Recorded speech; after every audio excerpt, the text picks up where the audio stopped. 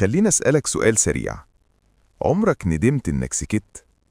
غالباً لأ، بس أكيد ندمت مرة إنك اتكلمت زيادة وفتحت قلبك للناس الغلط. إحنا اتربينا على جملة اللي في قلبه على لسانه، وقالوا لنا دي طيبة ونضافة. بس في زماننا ده دي ساعات بتبقى استباحة، عشان الكتاب المفتوح في العلاقات بيبقى أرخص حاجة في السوق. أي حد يعدي يقلب صفحاته، يعرف نقطة ضعفه، وبعدين يمشي وهو ولا فارق معاه. فمش جاي أقولك تبقى انطوائي، أنا جاي أديك 3 مفاتيح تخليك أهدى، أتقل، وأكتر كاريزما. اسمهم الصمت الذكي. جزء أول. القاعدة الأولى: قلل الداتا. اسمعني، الناس مش لازم تعرف عنك كل حاجة.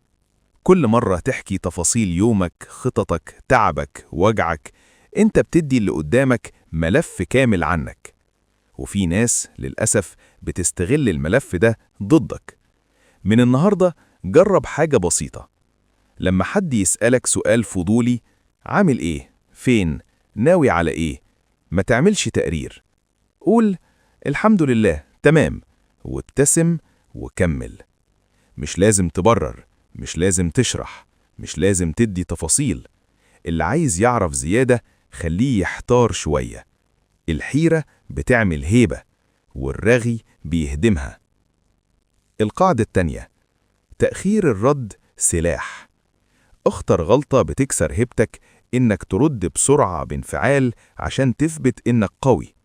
ده العكس تماما. لما حد يقل منك أو يرمي كلمة بايخة، بدل ما ترد فورا، اسكت 3 ثواني.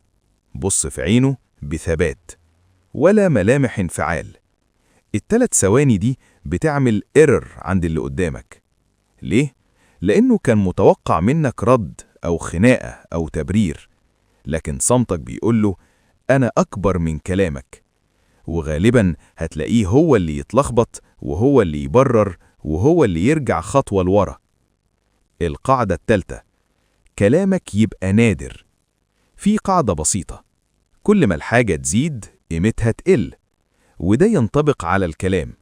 لو انت بتتكلم كتير في كل حوار وبتدي رأي في أي حاجة، هتتحول لضوضاء. لكن لو اتعودوا إنك ما بتتكلمش غير لما يكون عندك كلمة تقيلة، ساعتها أول ما تفتح بقك الكل هيسكت. مش عشان صوتك عالي، عشان وجودك تقيل. افتكر، الأسد مش بيهوهو، الأسد بيبص ويسكت والكل يفهم. الصمت مش ضعف، الصمت اختيار. وأول ما تبدأ تختار، هتلاقي الدنيا بتتعامل معاك بشكل مختلف. هيبة أكتر، حدود أوضح، وكاريزما من غير مجهود.